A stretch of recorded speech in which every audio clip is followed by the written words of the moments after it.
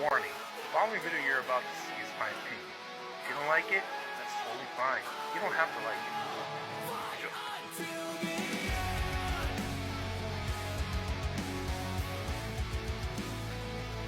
it.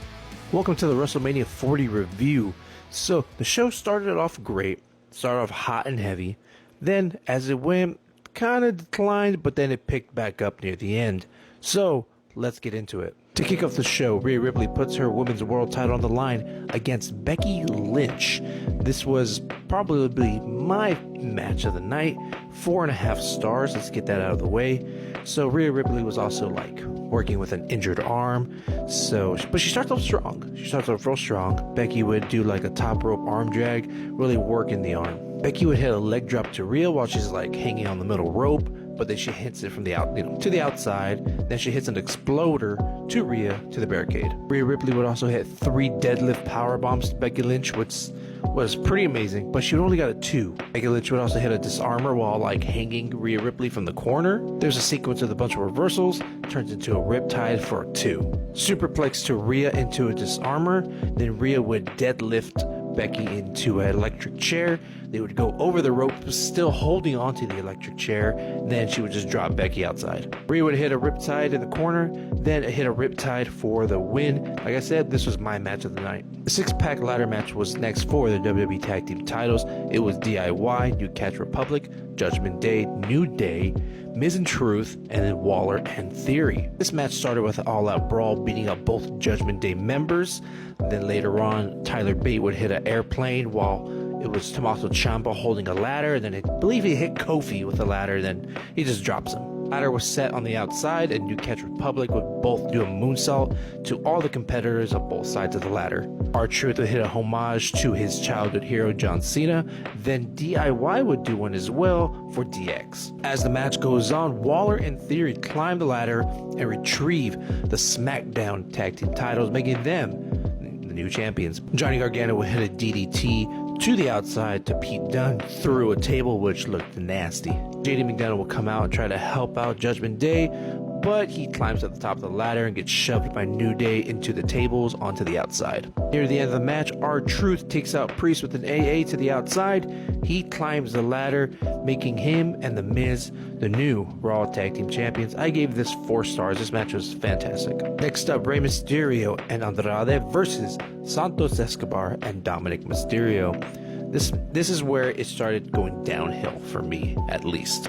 So it starts off with Santos and Rey, but then automatically Dom would come in. But he tries to take on his dad. Then Andrade would also later come in, but he give him a dirty elbow to the head. Andrade would put Rey on his shoulders for an electric chair cross body to Santos and Dominic on the outside. Legado would also come in and try to save, Santos, but LWO would take them out. So Dom is on the outside. I think he's fighting Andrade, I think. Then these 2 masked guys, big guys, come in, throw him at the ring post, throw him inside. Then him and Santos would get a 619, then a big splash to Santos for the win. Turns out those 2 big guys were Philadelphia Eagles football players. Whatever. This was 2.5 stars. Next up was brother versus brother, Jimmy versus Jay. This wasn't doing it for me. I feel like this match didn't really have a big lead up until maybe 2 weeks or 3 before WrestleMania. I gave it 2 stars. This could have been better. We got a spear plus a Samoan dive to Jimmy for the win. This didn't do anything for me. We had Bianca Belair, Naomi, and Jade Cargill versus Asuka, Dakota Kai, and Kairi Sane. Damage Control. This match was pretty much all Damage Control with a little comeback here and there from the other ladies. But we get a hot tag from Jade. She cleans house. She does about 6, maybe 5 moves plus her finisher. And that's it. 2 stars. Like I said, this is no bueno. Next up was the Intercontinental Championship match, Gunther versus Sami Zayn. So Sami starts off pretty strong, getting a few chops here, kind of dodging Gunther's chops until, he hits a German, he hangs Sami upside down, then he chokes him with his boot. We had a standoff of chops from both men. We had a blue Thunderbomb reversed into a chokehold from Gunther, which was pretty nice. A massive dropkick from Gunther, plus a powerbomb for a 2. Then he does 2 more powerbombs, deadly ones, for another 2. During this time, Sammy's just like, he's dead in the middle of the ring. Gunther's taunting his wife that's in the front row. He does 2 big splashes. Then Sami Zayn starts hulking up. Gunther's on the top rope. Sami Zayn hits a brain buster. That's a little shout out to El Generico, and I think he's in Tijuana right now, hopefully building some hospitals. 2 haluva kicks for the win, making Sami Zayn the new Intercontinental Champion, 4 stars. And for the main event, we had Roman Reigns with The Rock versus Cody Rhodes and Seth Rollins. All 4 men have like a long intro coming in. We start off with Roman and Seth. They get like 1 hit on each other. Seth tags in Cody.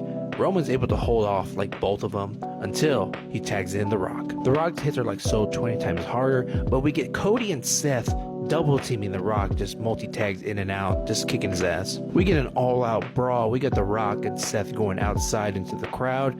Then we got Roman and Cody fighting on the stage. The Rock and Seth start coming back to the ring. Seth's gonna do like a move using the ropes, but Roman attacks the leg of Seth. And then The Rock really starts working on the leg, and he also hits like a sharpshooter, just putting more pain. Rock would also low blow Seth Rollins. He'd also, before they started fighting outside, he told the ref, "If you count me out, you're fired." So he's really using his power in this match. Later on, we had Cody Rhodes hit a Cody Cutter to Roman Reigns, and he busted him open. His nose started bleeding. Roman got mad, but the anger got to him, and he got super kicked by Seth Rollins. Crossroads for a 2 to be broken up by The Rock.